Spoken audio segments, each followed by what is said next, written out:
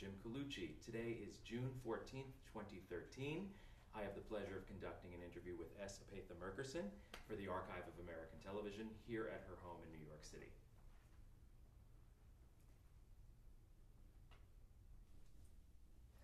So, was Epatha Merkerson your name at birth? And tell me about the origin of all the parts of your name.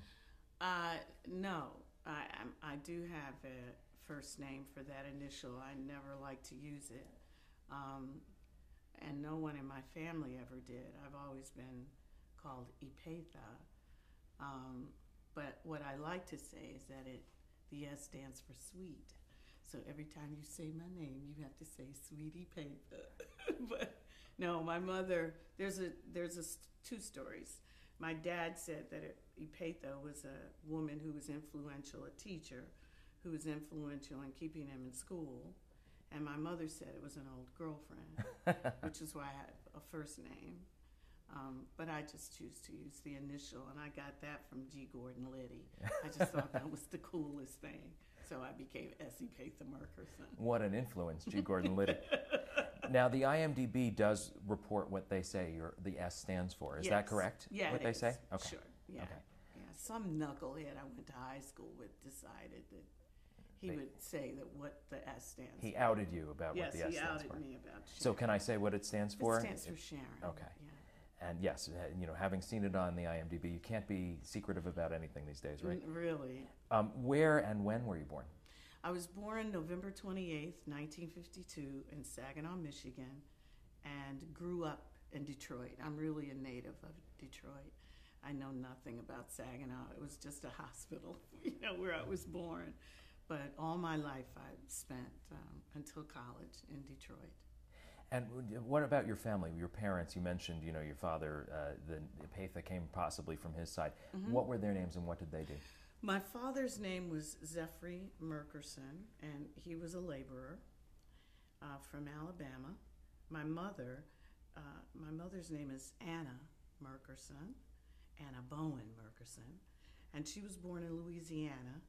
They met in Pensacola, Florida, and migrated during the Great Migration when blacks were moving from the south to the north to find work. So my dad worked in a sugar beet factory, and my mother eventually worked for the post office, and that's where she retired from the post office. I remember you saying in an interview I saw that your mother, was one of the first ladies who would drive a truck for the post office, right? She had some heavy duties to do there.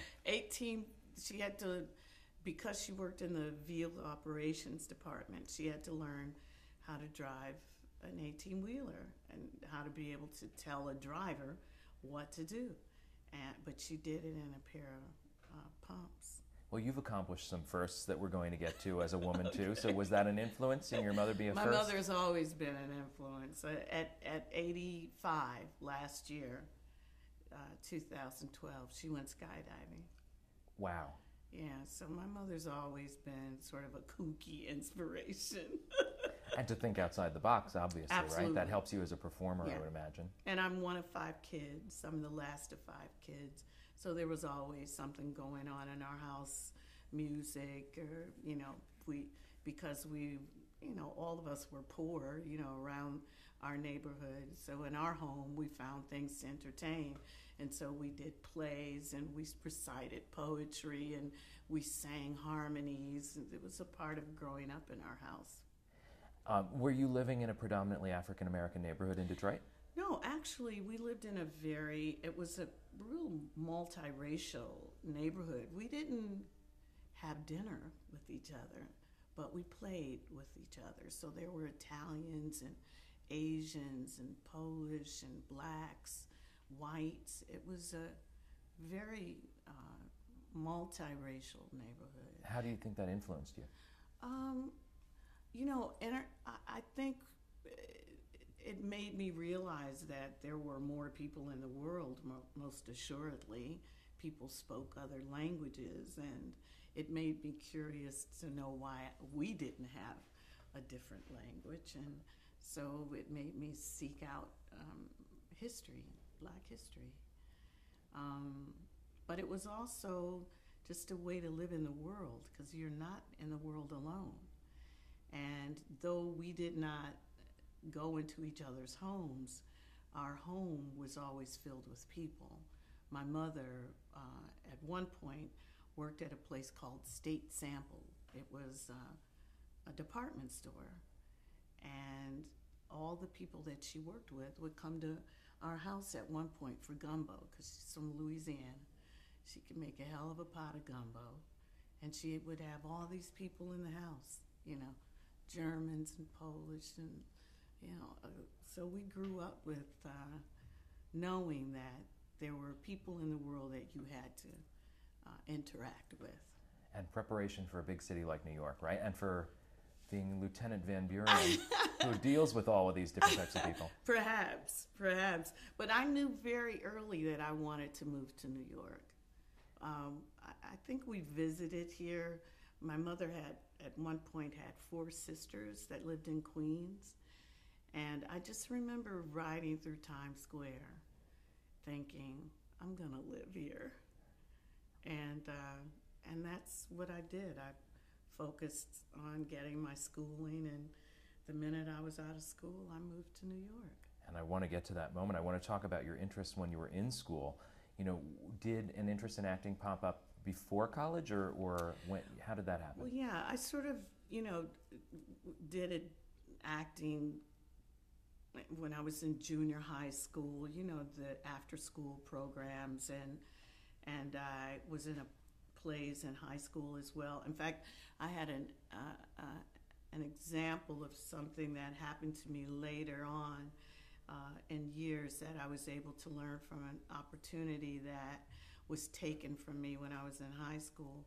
Our drama teacher, Miss Rose, I can't remember her first name, but she redhead, and she always wore this fake piece of hair at the top of her head. But she cast me as Cleopatra, and Antony and Cleopatra, and we had started rehearsals for the play. And I remember one day walking through the hallway and seeing this really tall, beautiful black girl, pencil thin. And I don't know why the thought crossed my mind, and maybe I projected it. But 2 days later, Miss Rose took me out of class and said that she was giving my part to this girl, and that I could play all these other little parts. And so I learned a bunch of little parts. I choreographed all the movement on me, and the night of the play, I was cheerleading at the game. That's what I did for Miss Rose. Yes. But and where is that other girl now? Yeah, where is she now? But what I learned was that you can't always expect things the way that you want them, and that you always have to be strong in what it is you want to do and not let anyone dissuade you from it. And she taught me that early. And you need that early for this business. I think so. What was the high school, by the way? Cooley High School in Detroit, and it doesn't exist anymore. My mother just told me recently they tore it down. Yeah. The enrollment in high schools have dropped in Detroit. Has the population in general. Yeah. What was the racial makeup of the school? Again, were you in a play with all different types of kids, or? When I started high school, we had moved to a different area of Detroit, and so the ratio was 90% white, 10 black, and other. And by the time I graduated, because of white flight, it was 50-50. And then that fall, there were 150 white students.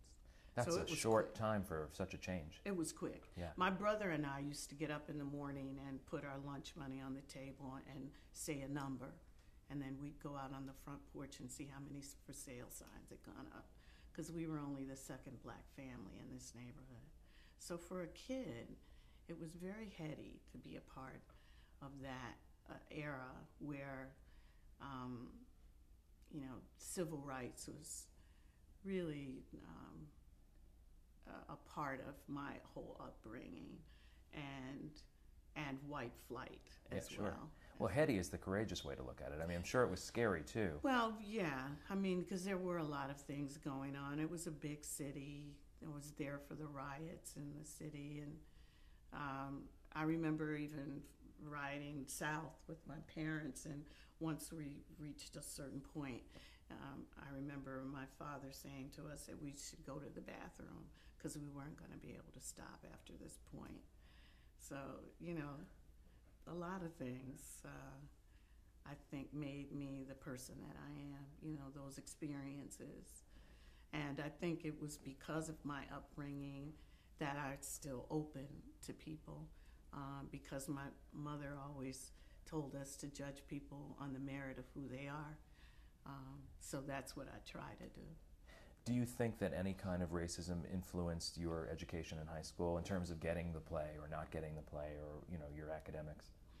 It didn't in high school as much,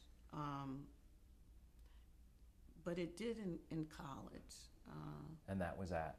I went to three actually. I was a dance major at Eastern Michigan University, and like a knucklehead, I got married and moved to Indiana. So I went to Indiana University, which is where I started theater. A friend of mine had to take an elective, and she knew that, you know, I had a great sense of humor, and so she asked me to take the elective with her. And it was an acting class, and then I took another, and I took another, and I realized that I was changing my major, but I couldn't work in the theater department. I was not cast in the theater department, so most of my work came out of the African American Studies program. Now, why couldn't you work in the theater department? Because I wasn't being cast. And you weren't being cast for a reason? Because I was black. That's what I was wondering. Yeah. Wow.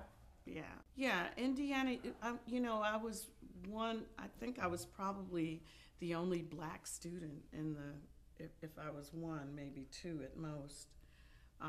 So we were never cast. And at this point, we're talking the early 70s, right? We're talking the early 70s. So that's I graduated high school in 1970. So we're talking somewhat late for it to be so overt.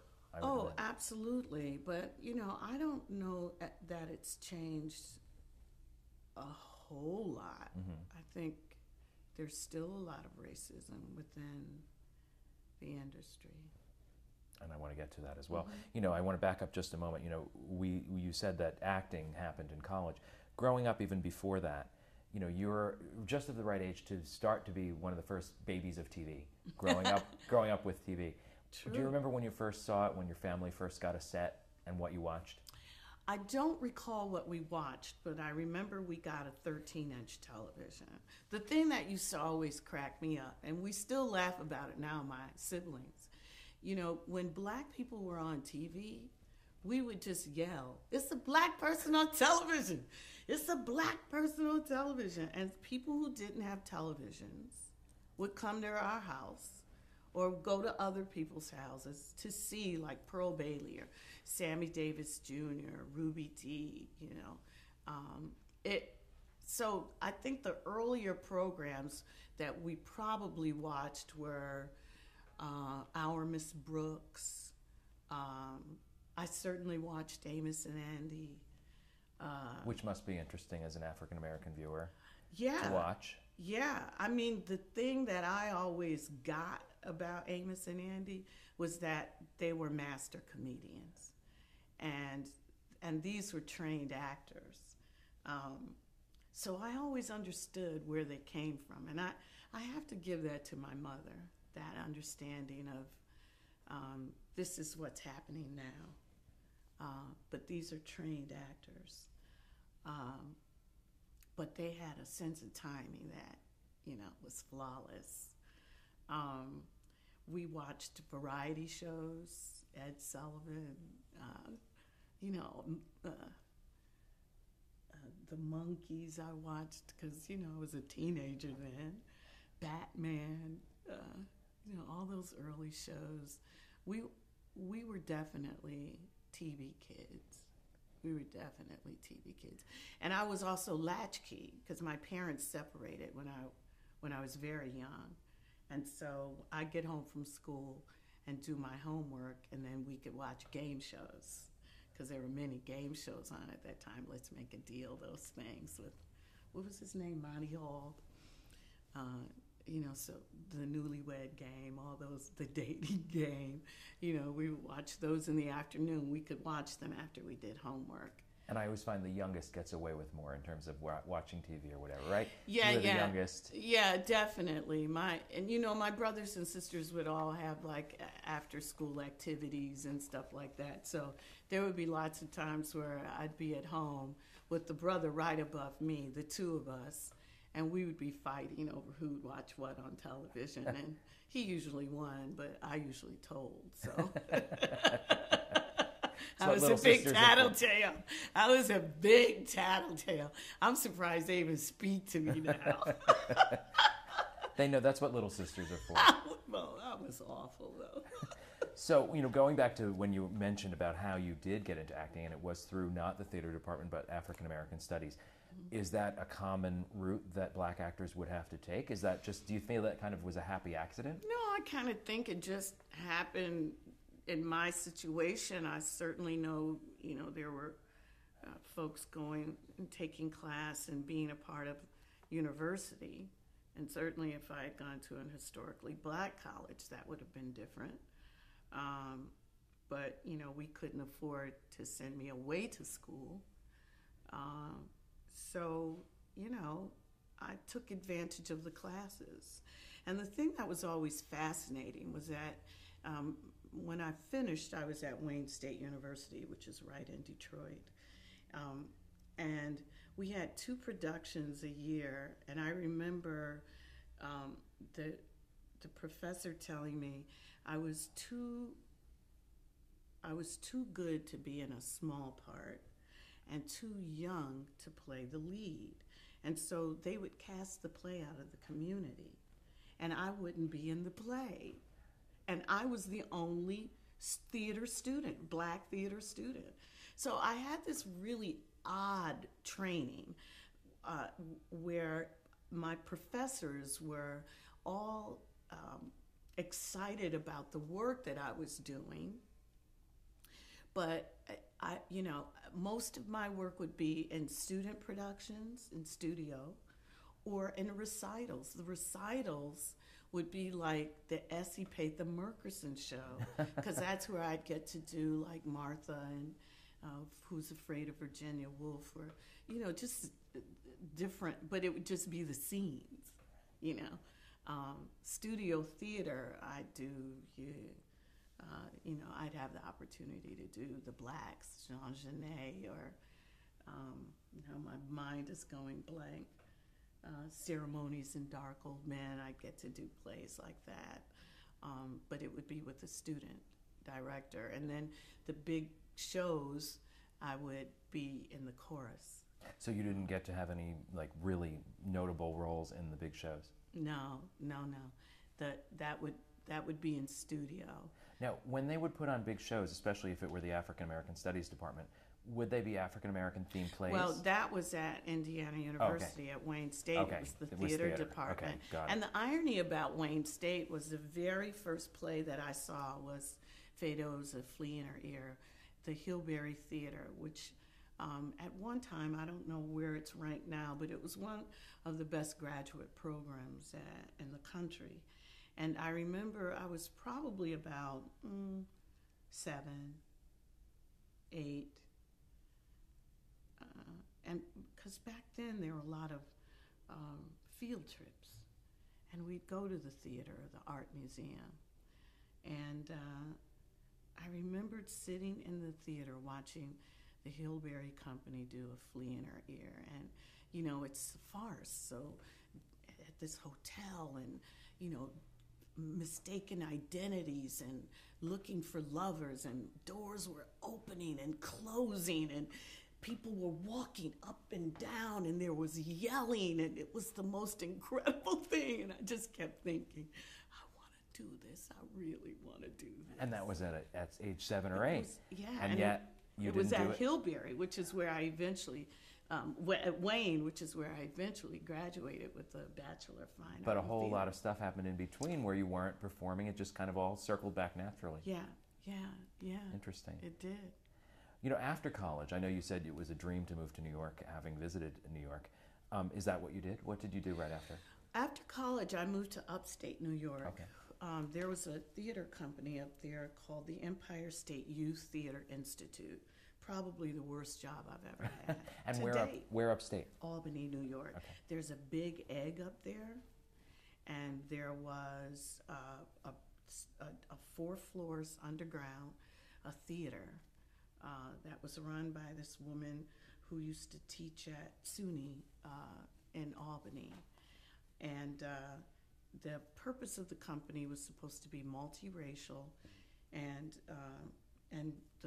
the artists and residents would play all kinds of roles, and I was asked, you know, out of the season, what would I be interested in playing?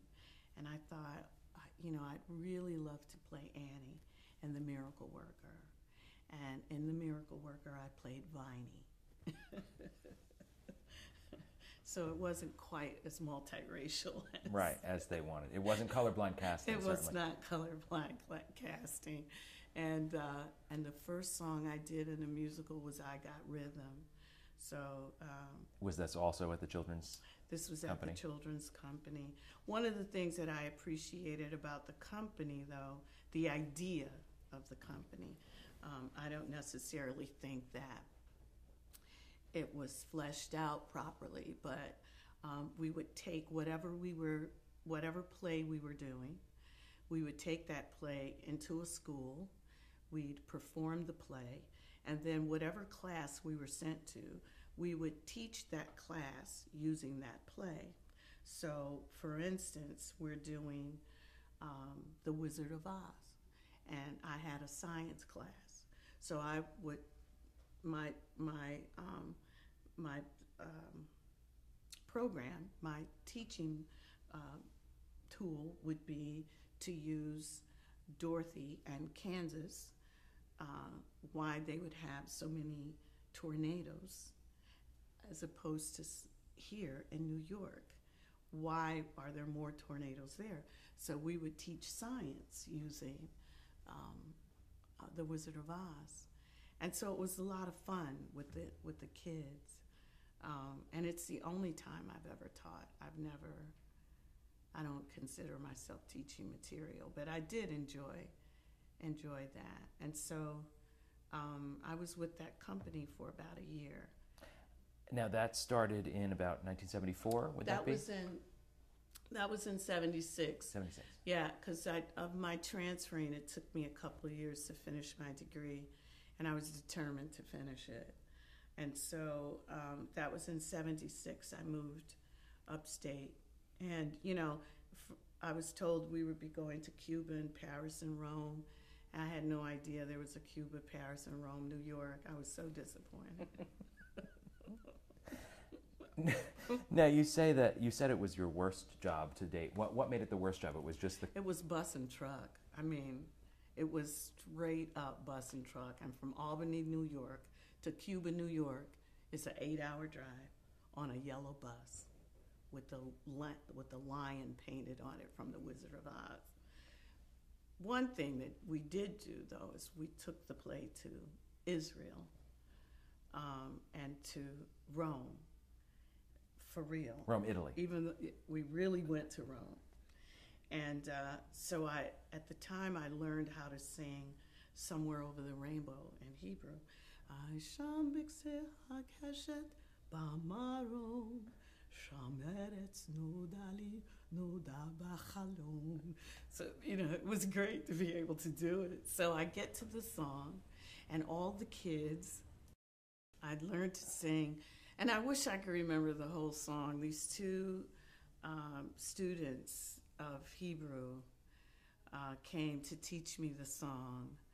And at one point, I had it written down, and over the years, I've misplaced it and probably thrown it out, but it was fun to learn the song. And so when we got to the theater in Israel and Tel Aviv to do the show, and we get to the part in the show where Dorothy sings "Somewhere Over the Rainbow." The kids were yelling, "Sing it in English, sing it in English, English, English." So I looked down at the orchestra and the conductor, and I asked him to stop, and so he stopped, and I said, "I learned it in Hebrew. You learned it in English. Right now, I'm going to sing it in Hebrew." And then at the end, we'll all sing it in English. And that's what we did. They loved it. But in Makom Kamo Chabayit, there's no place like home. There are some things that I do remember from it. The things you keep with you. From there, after that job, did you start getting professional jobs? No, I moved to New York in the winter of '78, and I only knew one person here, and I slept on her floor for 2 months while I read show business and backstage, and I went to auditions.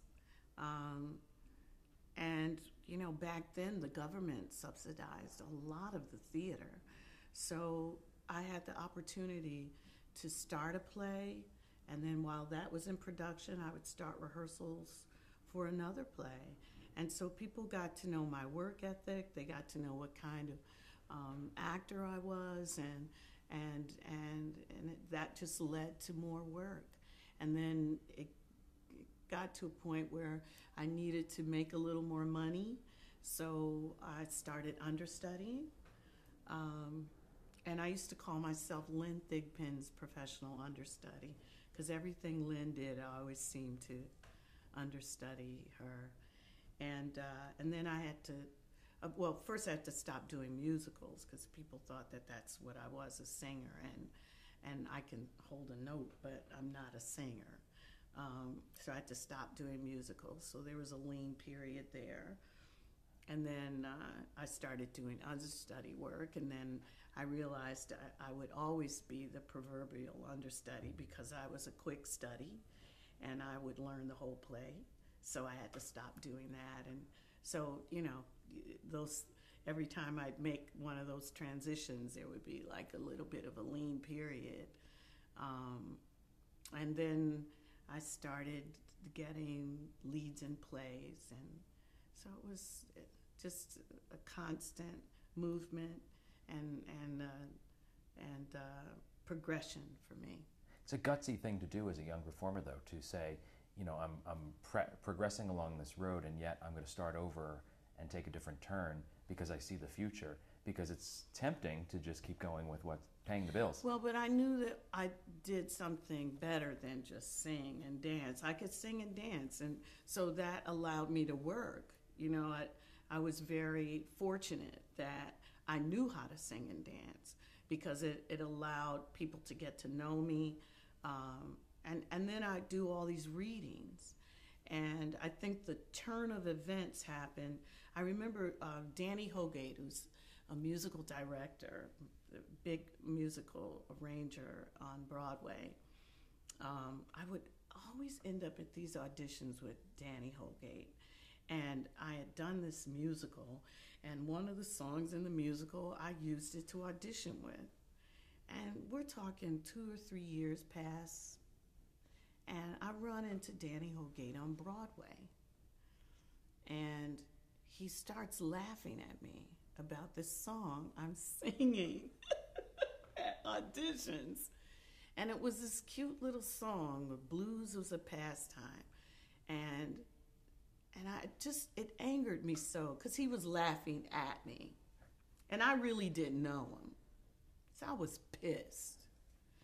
And then, I don't know, 2 years after that, I come home I'm listening to my messages, and there's a message from Danny Hogate. And he says, listen, last month I saw this play where you were Billie Holiday. And now I understand you're an actor who can sing, and I got a job for you. And I was like looking at the phone going, fuck you, fuck you. But I called him because I wasn't working. And it was to understudy Lynette McKee in Lady Day at Emerson's Bar and Grill. And so I got the job. I knew one song. I had to learn 20 songs and I don't know, like 35, 40 pages of text in 8 days because she was sick. And on the 9th day, I was doing the show. And Meg Simon came to see that show. And this is maybe 3 months later. Lynette leaves. I take over the show. And she recommended me for Bernice in the piano lesson. I had never met Lloyd Richards. I'd never met August Wilson. I couldn't get arrested at the O'Neill. I don't know why. And I end up I get the job and they're gonna go to the Goodman, and it's the same thing where I have like a few days to learn the part. And you know, if anybody knows me, they know that motherfucker is like my favorite word. I don't cuss when I'm angry. It makes no sense to me. I cuss when I'm happy. And everybody's my sweet motherfucker. People know that. I think that's on the internet, actually. Jesse told someone that. Jesse Martin, of all people. So anyway, I go in, and I have to learn this play quickly. And the guys have already done it. They've done, I think, a production at Yale. They've done a production at the Huntington in Boston. And now it's going to the Goodman in Chicago. And we're in this rehearsal, and I'm having the most difficult time trying to concentrate because these guys are precision.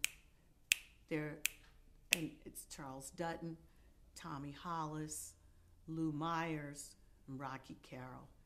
And they're killing it. Carl Gordon. And I'm having a hard time concentrating. And Charles Dutton tells me he drove Lloyd Richards into New York one night, and Lloyd asked if I was on drugs. And it was just because I was trying desperately to get this show. So we do it in the Goodman, and we traveled with it off and on for 3 years, and then we end up on Broadway. And it's because of Meg Simon that I'm doing this play. And because of that, then Joe Stern, who's at Law and Order, who's a theater person, comes to see the piano lesson. And I'm called in for an audition for Law and Order. And our company manager came in, and I was smoking then. She'd come in my dressing room and we'd have a cigarette, and she said, you know, what's going on? And I said, well, there's this show that's shooting in New York called Law and Order. And she, oh, Law and Order. She goes, oh, you've never seen it? And I said, no. She said, I'll make a tape for you. I said, good, because I've got this audition. I think it was at the end of the week. So she brings me this tape, and I just remember, boom, boom, boom, boom, boom, boom, boom. This music was just so jazzy.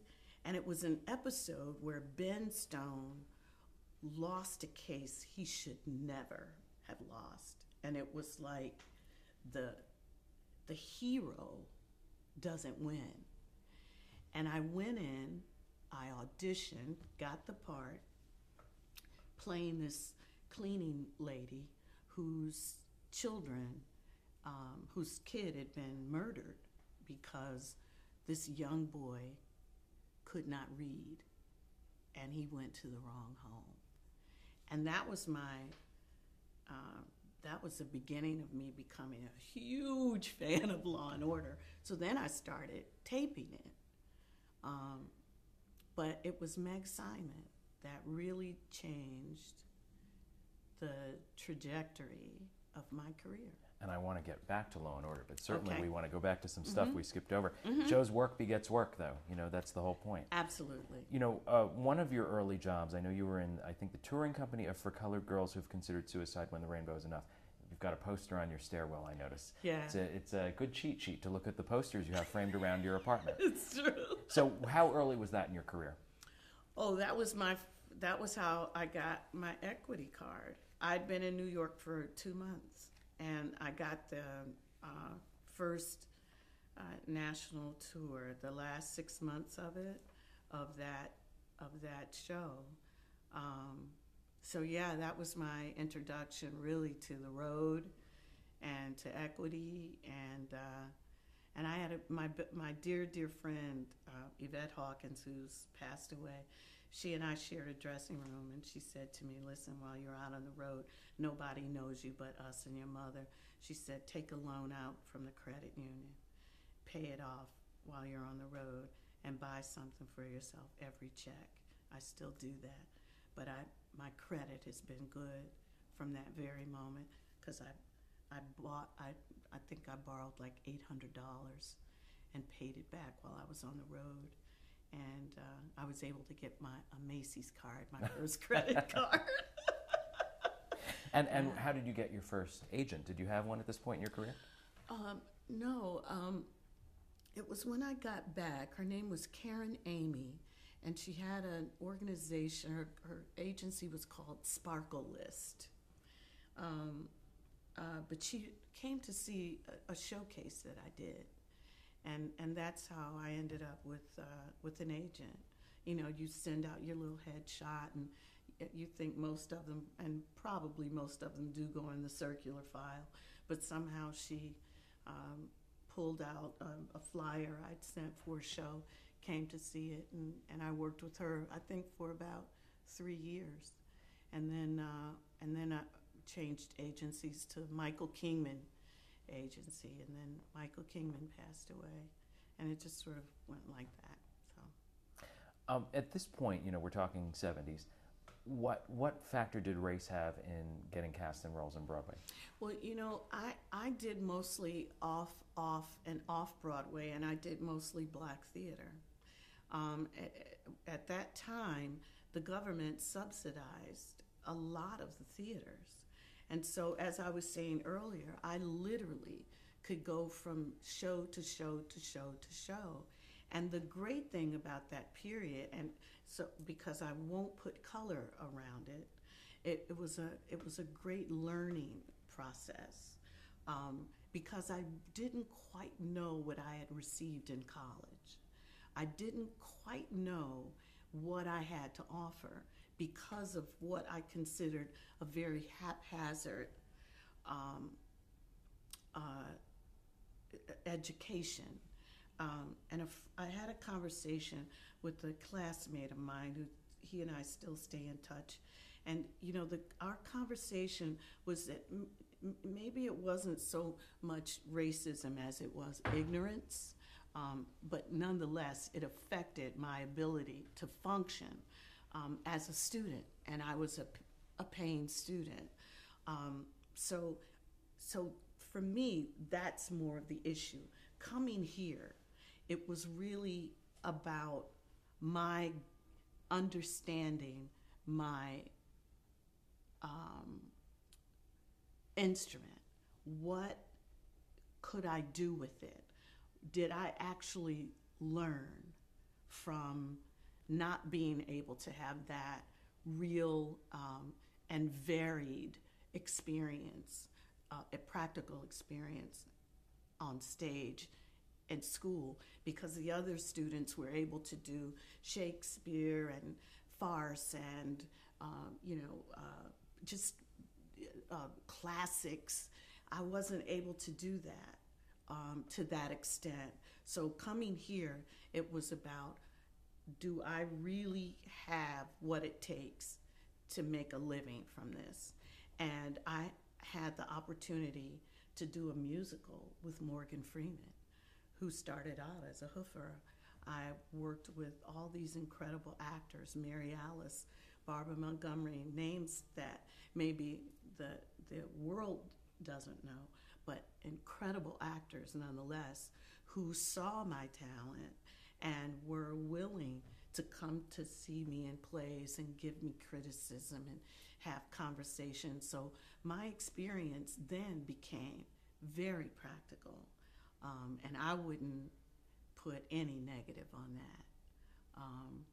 It was an incredible time here then, because you could work and work and work. Artists and sound designers and directors and costumers and stagecraft people had the opportunity to really hone their skills because there were all these theaters in the city, and I think that covered the spectrum, white and black, where you could work and do good work and learn. So my beginnings here, I think I find more ignorance and racism in television and film than on stage. And I want to talk about that. At that time, were you looking at television and film? Obviously, you said how Law and Order came about from having been seen in theater. Were you thinking, I want to also be a film and television actress? No, all I wanted to be was a theater actor. I came to New York because I knew that this was the place to be, for theater.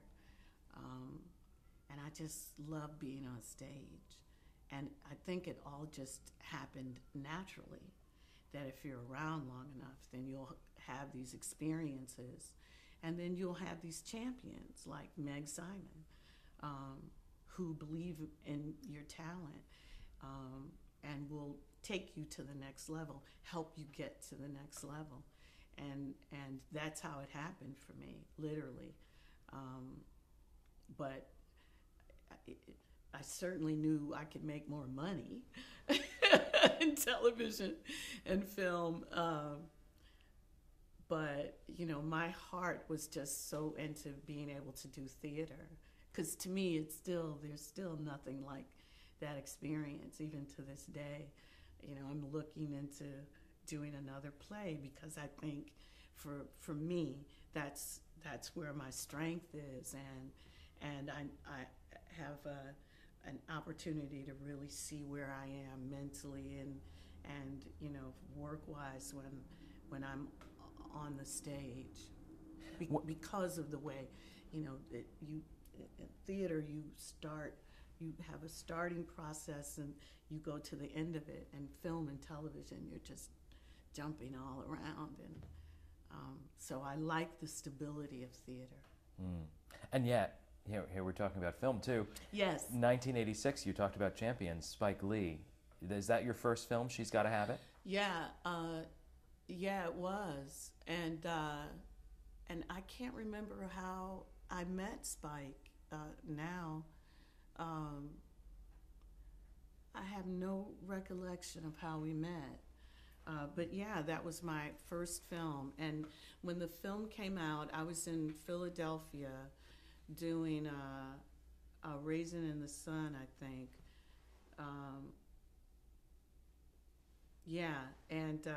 And he called to ask me to come in to do the slate, and I couldn't because we were in tech rehearsals, and so my name is spelled wrong because I wasn't there to do the slate, and he didn't bother to look. So that follows me now. When you go to IMDb, it's Merkerson, so people always pronounce my name wrong. It's Epatha, and it's Merkerson. It's Merkerson, and people say Merkerson, they say Merkerson, but that I blame him for that, starting that, because it's not an AKA, it's a mistake. Yeah. But yeah, that was my first film experience. And what was it like working with him? I enjoyed working with Spike. He's an odd sort, but at that time, there was no one doing what he did. And he was so passionate about it. And I don't think he's lost that passion either. I haven't worked with him since then. but he was very passionate and very excited. And I only when I can't remember Tracy, I only got a chance to work with her, and that's my Donna Karen suit, and that was like I was in my sort of asymmetric hair phase, so I have this like weird asymmetrical cut, but I was nervous. I just remember being very nervous to do a film, but it was fun. Well, and when you said nobody else was doing what he was anyone else telling African American stories in a major film like that? No, I mean, there were, Melvin Van Peebles had done some, Ivan Dixon, and there were these films, Lorraine Hansberry, but the nouveau, the new kid on the block was Spike. And he was writing films that were of the moment, of the day, that came after an era of quote-unquote blaxploitation films. So, a new type of film, yeah. Certainly. 1986, this is a big year, and this has got to be a question that you've had before. People have asked you before. Here, everything we've talked about so far has been very serious, very serious roles. I know you see where I'm going? Of course, I knew I would lead you there. Okay. And so 1986, what made the people who ran Pee-wee's Playhouse, Pee-wee and the casting people, say, Epatha Merkerson, she's good for a puppet-based show? Well, here's the thing that's so funny about that. Everything has a story, right? So, I was doing a play in Trenton, and I got this audition, and on my way out of the house, when you leave for the theater, you've got, your bag with your script, and you might have some food and blah, blah, blah. So I've got my big bag. I leave the house, and I pick up my mail, throw it in the bag, go to the audition. And it's just me and this little white girl. And I say it because she was young. And was she up for the same part? She was behind the camera. She was with casting. And so she said, "Do you know anything about this?" And I said, no, that it was a children's show or something. I didn't get a whole lot, I'm sorry. And she said, "Well, it's Pee-wee's Playhouse, and the character that you're reading for is Rita the Mail Lady." And I said, "But I didn't get any sides or anything." She said, "No, you have to improvise." And she kept talking to me like I was a kid. And I said, "Oh." She said, "So the idea is that you're delivering mail to Pee Wee Herman." And I said, "Okay, I don't know who the fuck Pee Wee Herman is. Okay, I'm delivering mail." And I remembered I had picked up my mail out of the box. So I go in my bag, and it looks like a mail bag, I go in my bag, and I said, it's a bill, Pee-wee, and here's something from the Museum of Natural History. Them bones, them dry bones, and it just made me laugh. And the girl didn't have a sense of humor, and she was like, "Could you please not laugh?" And I said, "I'm sorry. I'm really sorry." And she said, "Can we do it again?" And I said, "Okay." So I went through the mail, and now it's in my brain. I shouldn't be laughing, and of course I'm gonna start laughing. So I sing it again, them bones, them dry bones, and then start laughing. And she just looked at me and she said, "Thank you." And I said, "Okay," and I left. I got to the theater, and I'm sitting there with Gilbert Lewis. Oops. Ooh, I have on makeup and things. I'm sitting there with Gilbert Lewis. And I said, "Gilbert, I had this crazy audition today for something called Pee-wee's Playhouse." And he said, "You went there today?" And I said, "Yeah." He said, "I went for like the king of cartoons." I was like, "So let's get this job." Hear nothing. I called my agent, and I said, "What happened with the Pee Wee Herman thing?" And they said, well, they didn't really know, and we let you know. And And I said, well, what about my audition? And said they didn't really say anything about your audition. I said, all right, all right. So 2 weeks pass. I get a call to come and audition for this thing. So I think it's a callback, but it turns out they change casting people. So when I go in now, there are these people who are sitting there, and this guy who I'm introduced to, who's Paul Rubens, who looks like a 60s reject he had cut off. So I still don't know who Pee Wee Herman is. So we sit and we talk, and we immediately hit it off. I mean, immediately he knows he can make me laugh. And we read this scene, and I'm just laughing at him because he's so funny. And I said, God, it was really nice to meet you. I really, it was good to meet you. And I leave. And the next day, I find out I got the gig. So the first year we shot in New York at Broadway Arts or something like that. And I remember calling my family. That's what I did, because it was my first TV gig. And my nephew happened to be at my mother's house. And my nephew at the time, I think, was like 10. And I said, hey, Sean, Annie Patha got a gig. I got a TV gig. And he was like, ooh, Mommy's calling. Mommy, Annie Patha got a TV show. And I could hear my sister say, what is it? And I said, tell her it's something called Pee Wee's Playhouse. And my nephew was silent. And he said, Pee Wee Herman? And I said, yeah, you know who he is? And he said, Annie Patha, The Big Adventure? You don't know The Big Adventure? And I went, oh, there's a movie? I can see a movie before I work. And so I said, no. And he said, oh, I love Pee Wee Herman. So he's all excited. So the next day I go to the Blockbuster and get The Big Adventure. And I'm like, oh my goodness, what is this? But I laughed through the whole thing. And when he gets to do the dance, I'm like, this is crazy.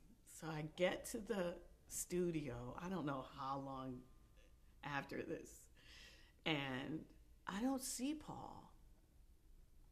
I get dressed, costume and everything, and the first thing we shoot is a big party scene. And Paul comes out in this outfit, and I could not stop laughing. And one of the things Paul still does to this day, and he knows how to make me laugh. And he does it even when he calls me. He'll call me with a different voice or something. He knows how to make me laugh. So we have this scene where he has these hors d'oeuvres, and they're just pigs in a blanket. And he has to explain it to me, and I can't stop laughing. And by now, the director wants to kill himself because we're behind. I can't stop laughing. Paul doesn't give a shit. And the guy comes up to me. Paul walks off. He comes up and he goes, how do I get this shot? And I said, I'm really sorry. And he said, how do I get the shot? And I said, I can't look at Paul. And he said, well, then don't look at him. And now I think I'm going to lose this job. So I said, Paul, you have to stop. You have to stop. And he went, okay. So I don't look at him. And I'm just looking at the plate. And literally, he goes like this and looks under the plate. And this director now is so done. I think I've lost this gig.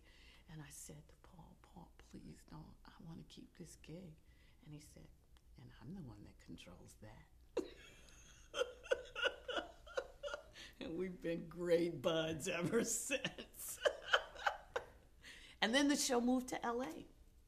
And I want to get to that in a minute. You know, when that first casting woman said, you're going to have to improv this audition, had you improv'd before? For an audition, I don't think so. For anything? Oh, yeah. I mean, you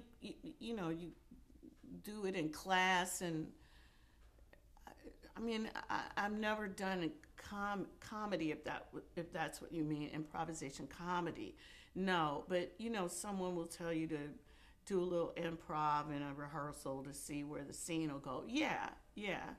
I've done a little improvisation, but I'd never done it at an audition. And I was pretty new. I mean, it was my first TV gig, so I was pretty new to auditioning for television.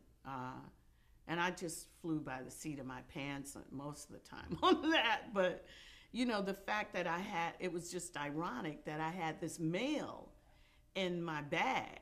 And I related that story to Paul years later, and I never found out if he actually saw those auditions or not. I think they just went back to the people that had auditioned with that particular casting person and asked them to come back. I don't think he saw me and said, "Oh, she's funny." I think he met me and liked me, Now, in the show itself, when you were shooting, was there improv required in the show? Was it all scripted or a combination? I think it was a combination. I mean, I think you have to be, really fluid and easy when you're around Paul, because he's always thinking outside of the box and always thinking ahead. One of the things that I used to ask, and he granted, which was really cool, is that I would ask if I could come in early so that I could go to set, because it was distracting to get on set and have to work and not be able to see the changes, because every time I went to set, there was something different on the set. And like a kid, I'd want to see it. And so he let me come in like a day early. And then I would go to the set and just sort of walk around and see what was new. And I mean, it was not only my first gig, but it was a playhouse.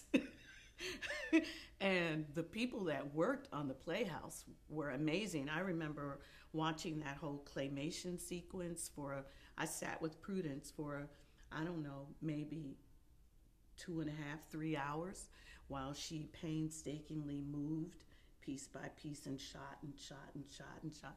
I was able to watch that. So when the show started, literally I got a chance to see how that was created.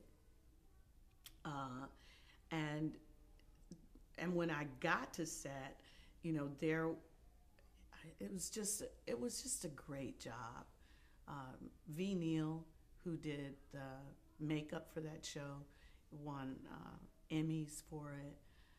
Greg Cannon worked on Zizzy Beluba's head. I mean, there were all these mad, crazy characters, and the actors, working. That was the first time, I think, and the only time I actually worked with Fishburne as Cowboy Curtis, and Jimmy Smits was on the show, who I later worked with.